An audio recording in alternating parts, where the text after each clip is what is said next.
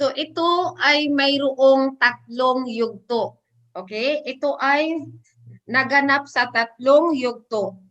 Ang unang yugto, ang paglikom nito sa panahon ni Propeta sallallahu alaihi wasallam bilang pagsulat nito. Okay? Pumili ang Propeta sallallahu alaihi wasallam ng maraming sahaba. So ang sahaba, ito yung mga kompanyon ng Propeta Muhammad sallallahu alaihi wasallam. Upang sa tuwing makakatanggap siya ng kapahayagan ng dakilang Quran, ay uutusan niya ang isa o ilan sa kanila na isulat ito at sila yung kaniyang mga sahaba na binansagang Kutabal Wahi. Okay? So, ito ang pangalan na Kutabal Wahi. Mga tagasulat ng revelasyon. Okay? At pakinggan ang pagsasalaysay ng dalawa sa kanila batay sa pagkakasali ng kahulugan. Okay? So, sinabi ni Zaid ibn Thabit radiyallahu anhu, kami ang tagasulat at tagalikom ng dakilang Quran para kay Propeta Muhammad sallallahu alaihi wasallam. At ito ay aming isinulat. Okay? Ito ang sinabi ni Zaid. At ito ay aming isinulat sa balat ng hayop, no? Sa balat ng hayop na tinatawag na riqa. Okay? Ang pangalan ng balat ng hayop na ito ay riqa. Na amin itong isinusulat ayon sa tamang pagkakasunod-sunod ng mga talata nito. So, dito nila isinusulat sa balat ng hayop na ang tawag nito ay riqa. Sinabi naman ni Uthman ibn Affan, katotohanan ang sugo ng Allah sallallahu alaihi wasallam sa tuwing nagpapahayag sa kanya ang Allah ng wahi. Pag sinabing wahi, ibig sabihin revelasyon. Okay? Ay tatawagin niya ang ilan sa kanyang mga tagasulat. At kanyang sasabihin, ilagay ninyo ang talatang ito sa ganoong surah. Masya Allah.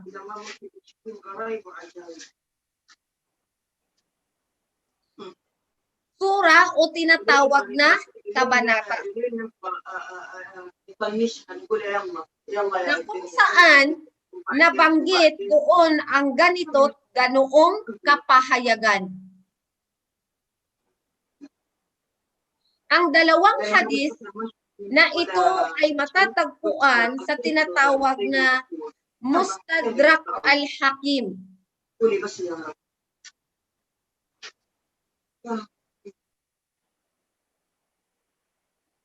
Tinatawag na ang hadith na dalawang ito, ang dalawang hadith na ito ay matatagpuan sa Mustadrak al-Hakim. At karamihan sa mga tagasulat ng wahi, yung tinatawag na revelasyon, ay binibigyan nila ng kopya ang propeta sallallahu alaihi wasallam. Okay? At gumawa rin sila para sa kanilang mga sarili ng kopya. Okay, masyaallah. Dahil kailangan pareho ang kanilang mga sinasabi, no? Kailangan may kopya. Subalit, ang paglikom na ito ay hindi nalikom bilang isang aklat, kundi ito ay hiwalay-hiwalay. No? Hiwa-hiwalay na mga pahina na magkakasama o magkakasalansan na nakasulat sa mga balat ng hayop. Mga malalapad na mga buto ng hayop. No?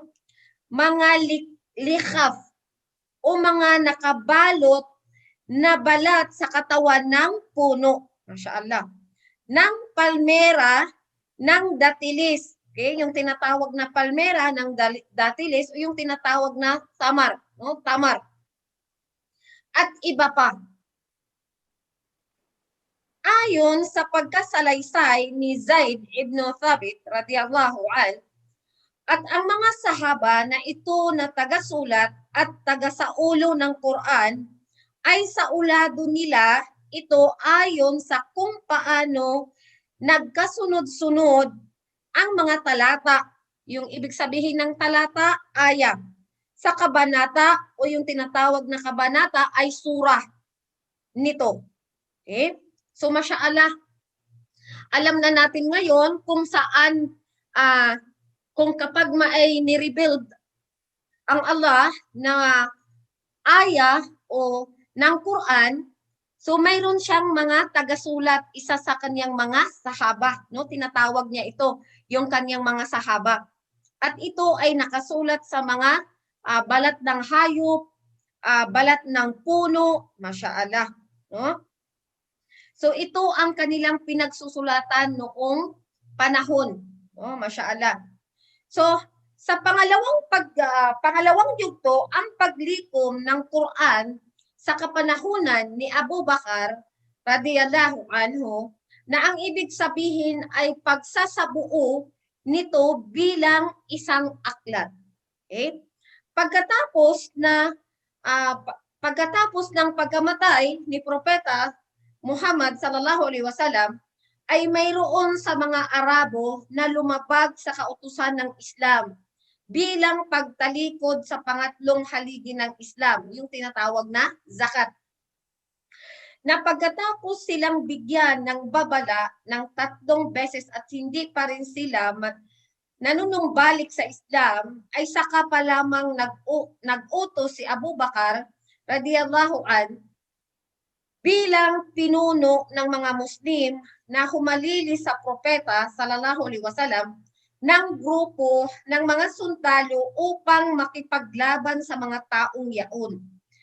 At ang karamihan sa mga sundalong ito na ipinadala ay ang mga sahaba na mga nakasaulo ng buong Quran, hanggang sa marami ang namatay sa kanila sa labanang yaon, na kung kaya nangamba ang ilan sa mga sahaba na maaaring mawala ang Quran. Kapag nawala na ang mga yaong nakasaulo nito, na kung kaya napagpasyahan nila na likumin at gawing isang aklat ang dakilang Quran, habang nanduroon pa at buhay ang mga sahaba na nakakasaulo nito. Masyaallah. No? So, ibig sabihin nung unang yugto, hindi pa ito nagawang libro, no? Hindi pa siya nagawang aklat, no? Subhanallah. Assalamualaikum, teacher. Wa alaikum salam wa rahmatullahi wa barakatuh. Habol ako. Alhamdulillah, alhamdulillah. Okay? At ang kwento ng pangyayaring ito ay nasa mapapanaligang hadith. Okay? Hadith, ibig sabihin ito yung sinabi. No? Isang hadith ni Imam Bukhari mula sa pagsasalaysay ni Zaid ibn Thabit radiyallahu anhu, batay sa pagkakasalin ng kahulugan.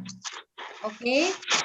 Batay ng pagkakasalin ng kahulugan na kanyang sinabi, pinapunta ako ni Abu Bakar. So, si Abu Bakar, isa ito sa, sino si Abu Bakar? Isa siya sa? Sahaba. Sahaba? Sahaba? Si Abu Bakar? Yung tatay ni tatay yan ni Halip. Tatay ni... Opo, sahaba. Aha. Tatay ni Abu Bakar ni siya. Tatay ni no? Tatay ni? Siya. Radiyallahu Aisha. anha. Radiyallahu anha.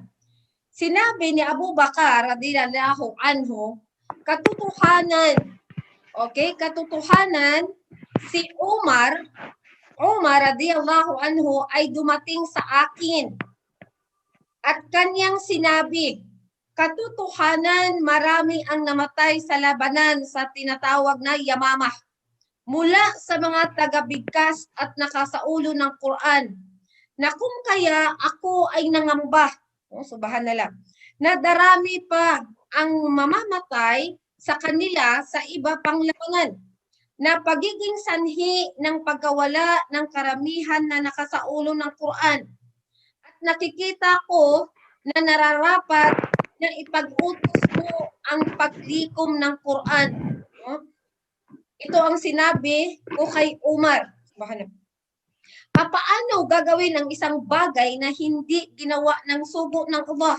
So sinabi ni Umar, sumusumpa ako. Sabi niya, sumusumpa ako sa Allah na ito ay isang mabuting gawa. No? At patuloy si Umar na inulit-ulit sa akin ang salita na ito ay hanggang binuksan ng Allah ang aking puso sa bagay na ito at sumang-ayon ako sa nakikita ni Umar. No? Subhanallah. Dahil natatakot nga no, si Umar na subhanallah kapag yung mga taong nakakasaulo ng Quran dahil sila ay ipinapadala sa labanan, kung marami nang namamatay sa kanila, so ngayon kung mamamatay lahat, for example, yung mga nakakasaulo ng Quran, so papaano na lamang? So sila ay nangangamba, no? Subhanallah. So sinabi ni Zaid ibn Thabit radiyallahu anhu, sinabi ni Abu Bakar, katotohanan, ikaw ay nasa kabataan pa at matalino na hindi ka namin napagbintangan ng anumang masamang gawain. At katotohanan na ikaw ang pinakapangunahing tagasulat ng wahi. Masyaallah. Para sa sugo ng Allah, sallallahu alaihi wasallam, na kung kaya pagsamasamahin mo at ipunin ang lahat ng mga pahina ng Quran.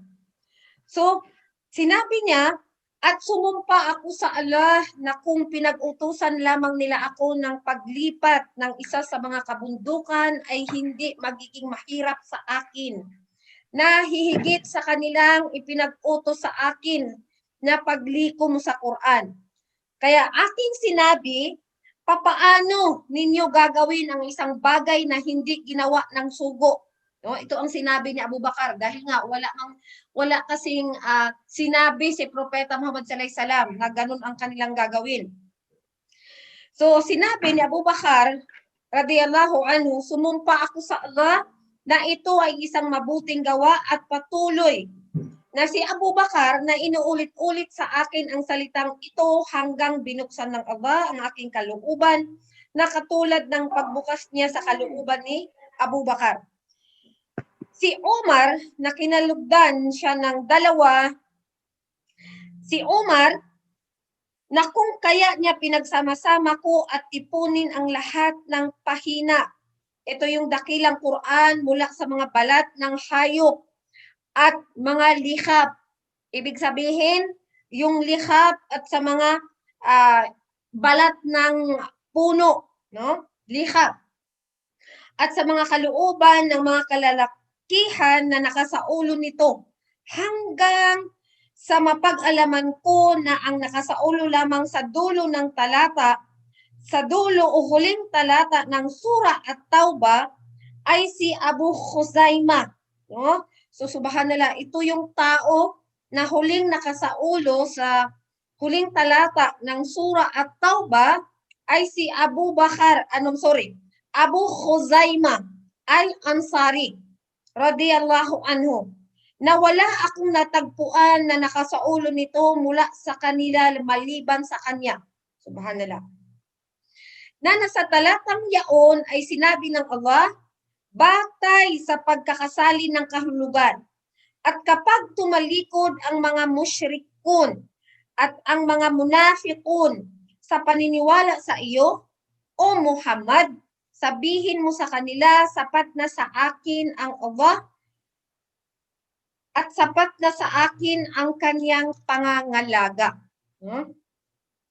So sa anumang aking mga suliranin, kaya la ilaha illa huwa, walang sinumang Diyos na sinasamba o bukod tanging karapatan at karapat-dapat na sambahin kundi siya, ang Allah.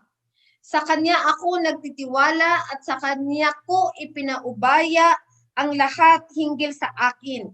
Dahil sa katotohanan, ang aking tagapangalaga, siya ang aking Rabbul. Okay? Ang aking Rabb. Rabbul Arshil Azim. Rabb, ibig sabihin na nagmamay-ari ng dakilang arsh, yung tinatawag na trono, na ito ang pinakadakila sa lahat ng kanyang mga nilikha. Ang mga kapaliwanagan ng Al-Quran Al-Karim sa madali nitong pagkaunawa ay nasa Surah At-Taubah, aya 129. No? Sa Surah At-Taubah, 129. Taubah.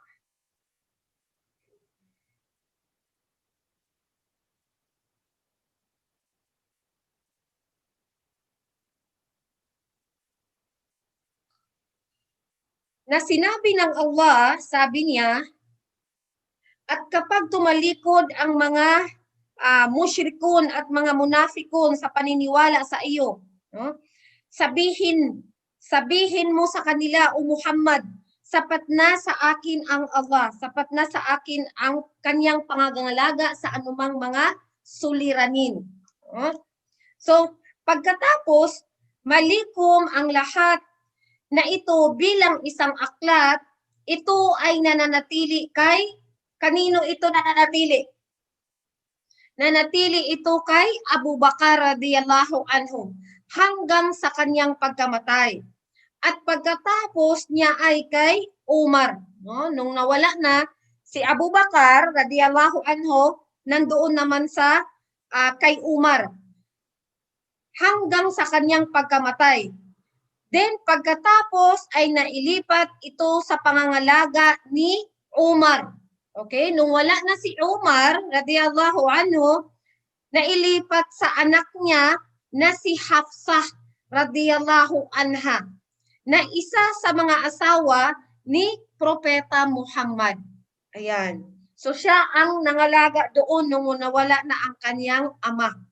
No? Nung nawala na si Umar, isa sa mga nangalaga sa doon sa Quran ay ang anak niya na si Hafsa radhiyallahu anha, na isa sa mga asawa ni Propeta Muhammad sallallahu alaihi wasallam. Okay? So pangatlo, ang pagkalikom ng dakilang Quran bilang isang aklat na ang ibig sabihin ay ang pagsasagawa ng mga kopya nito sa kapanuhunan ni Uthman. Okay? Uthman bin Affan. Okay, sila itong tinatawag na mga maliban sa sahaba. Ano ang tawag sa kanila? Mga khalifa. Yes. Okay, sila Khalifa. ito mga tinatawag na khalifa, no? Sila ang tinatawag na khalifa. Noong lumawak na ang nasasakupan ng Islam, ay kumalat na ang mga sahaba sa iba't ibang lugar na napasok ng Islam upang ituro ang dakilang Quran at ang mga alituntunin ng Islam. Ang mga bawat sahaba ay binibigkas niya ang dakilang Quran ayon sa kanyang narinig sa Propeta Muhammad sallallahu alaihi wasallam. At dapat mabatid na mayroong 7 kilalang pamamaraan sa pagbibigkas ng Quran. Okay? 7 pamamaraan sa pagbibigkas ng Quran mula sa propeta. Na kung kaya mayroon sa kanila ang kanyang pagbibigkas ay hindi napatunayan ang ganoong pagkabigkas ayon sa huling pagbigkas ni Anghel Jibril sa kabuuan ng Quran, na kung kaya ang mga taga-Syam Okay, sa Sham, ito ay matatagpuan natin. Saang bansa ba ang Sham? Saan matatagpuan ang bansang Sham? Jordan? Ha? Jordan po? Jordan? Jordan? Sham. Syria? Yan. Yes. Okay, Sham ay nagbabasa ng dakilang Quran ayon sa kanilang natutunan ng pagbibigkas mula kay Ubay ibn Ka'ab radiyallahu anhu. At maaaring sila ay makapagbigkas ng pamamaraan na hindi narinig ng mga taga-Iraq. At ang mga taga-Iraq naman ay binibigkas nila ang Quran ayon sa kanilang natutunan na pagbibigkas kay Abdullah ibn Mas'ud radiyallahu anhu. At maaaring sila ay makapagbigkas ng pamamaraan na hindi narinig ng mga taga-Syam. Kaya minamali nila ang isa't isa at nagbibintangan sila sa isa't isa ng paglabag sa kautusan. So si Uthman radiyallahu anhu naman ay ganoon din ang kanyang nakikita sa Al-Madinah, Al-Munawwarah. Sa katunayan ay may nangyari na ang isang tagaturo ng pagbibigkas ng Quran ay nakapagturo ng isang pamamaraan ng pagbibigkas at ang ibang guro naman ay ibang pamamaraan ang kanyang itinuturo ng pagbibigkas. Kung kaya, kapag nakatagpo ang kanilang mag-aaral na kabataan, ay kapwa pinupuna, no? Subhanallah, ang paraan ng pagbibigkas at nagtatanggihan sa isa't isa. Gayong katotohanan ay tama silang lahat sa kanilang pagbibigkas, subalit hindi dumating sa kanila ang ganoong kaalaman. No? Subhanallah. Dahil ang pagbibigkas talaga ng Quran ay na maraming pamamaraan.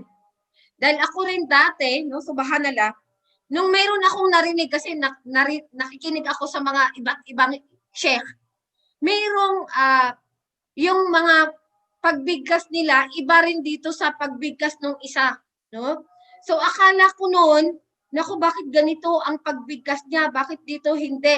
Doon sa kabila, ganito. Akala ko yun mali, no? Subhanallah. Yung pala, dahil nga, maraming pamamaraan ang pagbigkas. No? So, ang pangyayaring ito ay nakarating kay Uthman, radiyallahu anhu. At siya ay tumayo at nagbigay ng payo. At kanyang sinabi, kayo ay nasa akin, kayo ay nasa akin, sa akin pa, subalit kayo ay hindi nagkakasundo-sundo at nagpapaligsahan sa pagbibigkas kung sino ang tama. Na kung ang ganitong pangyayari ay ganap mismo rito sa aking harapan, ay gaano pa kaya roon sa kanila na nakatira sa mga malalayong lugar. No? Ay siguradong mas matindi ang kanilang pagkakasalungatan. Na kung kaya magsama-sama kayo o mga tagasunod ni Propeta Muhammad at magsulat kayo ng Quran para maging batayan ng mga tao. Gawing iisa na lamang ang paraan ng pagbibigkas. No, masyaallah. No? So inulat ni Imam Bukhari na ang kwento ng paglikom na ito ayon sa pagkasalaysay ni Anas ibn Malik na kanyang sinabi, katotohanan si Hudhaifa ibnul Yaman radiyallahu anhu ay dumating kay Uthman na kung saan kasama ng mga nakipaglaban na mga taga-Syam. Noong kanilang pasukin ang Almanya o Armenia at yung tinatawag na Azerbaijan, bahagi ito ng Russia, no? Bahagi ng Russia. Nakasama ang mga taga-Iraq at matindi ang pagkagulat ni Hudhaifa sa kanilang pagkakaiba sa pagbigkas ng Quran. At sinabi ni Hudayfa kay Uthman radiyallahu anhu, O Amirul Mu'minin, agapan mo ang ummah, sambayanan na ito bago sila magkasalungatan sa aklat na Quran, na katulad ng pagkakasalungatan ng mga Hudyo at mga Kristiyano, na kung kaya nag-utos si Uthman radiyallahu anhu ng tao tungo kay Hafsah na yung anak ni Umar, okay, si Hafsah, na kanyang sinabi, ipadala mo sa amin ang mushaf. Okay? Mushaf, ito yung Quran. At kukopya kami mula rito ng maraming kopya, pagkatapos ay ibalik ito sa iyo, kaya ipinadala ni Hafsah radiyallahu anha ang mushaf kay Uthman. So, mula rito ay gumawa ng 7 kopya na pinangunahang muli ni Zaid ibn Thabit radiyallahu anhu kasama ang ilan sa mga pantas sa Quran. Nang makumpleto nila ang pagkakakopya rito, muli nilang ibinalik ito kay Hafsah radiyallahu anha. Okay? Ibinalik ulit nila nung sila na ay nakapagpakopya. No? Ibinalik ulit nila kay Hafsah radiyallahu anha ang original. So, ibig sabihin, nung nakapagpakopya na sila, ibinalik ulit nila kay Hafsah yung original na kung papaano ito iniwan kay Hafsah. Mula sa 7 kopyang ito, ang isa ay ipinadala saan unang-una ipinadala? Ang una, mula sa 7 kopya, ang isa ay ipinadala sa Makkah. Ang isa ay ipinadala sa Syria. Masyaallah. Ang isa ay sa Basra. Ang isa ay sa Kufah. Ang isa ay sa Yemen. Ang isa ay sa Bahrain.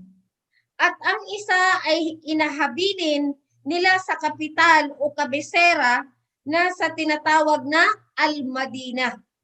Sa bawat kopya ng Quran na ipinadala sa bawat lugar ay may kasamang maalam na pagbibigkas ng Quran upang magturo sa kanila nang sa gayon ay maiwasan ang anumang suliranin na maaaring mangyari sa darating na panahon. No, masyaallah. Ang mga Muslim noon ay mayroong mga nakatabi na personal, for example, nilang kopya na mga bahagi ng kapahayagan ng Quran.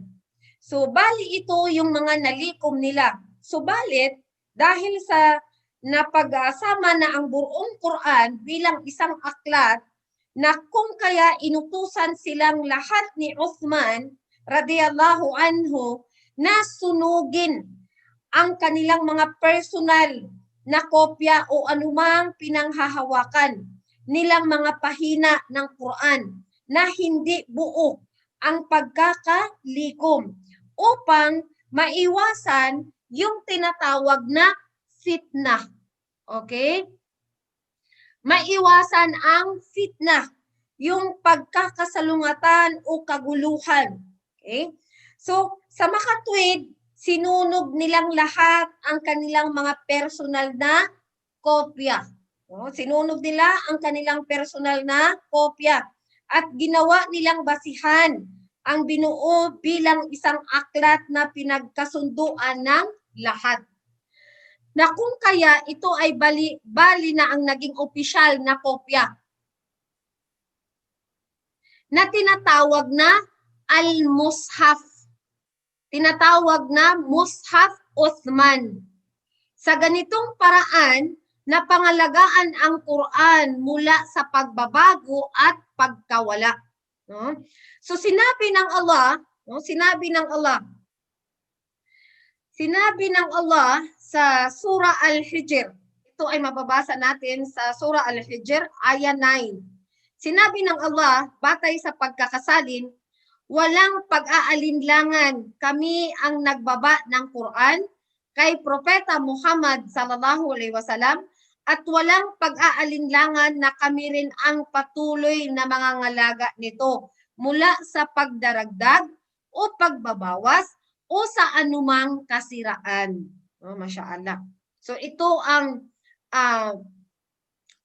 kasiraan at mga kapaliwanagan ng Al-Quran ay Al-Karim sa madali nitong pagkakaunawa. So, ito ay pinapangalagaan ng Allah sa anumang pagbabago. Masyaallah. Kaya, mula noon hanggang ngayon, walang pagbabago, walang nadadagdag, okay, doon sa Quran na ito. No? Walang pagdadagdag, walang pagbabago. Kung paano nila ito nalikom, paano nila ito nagawang aklat na tinatawag na ngayon na Mushaf Uthman. Masyaallah. So, ito ay pinapangalagaan ng Allah sa anumang pagbabago. Masyaallah. Alhamdulillah.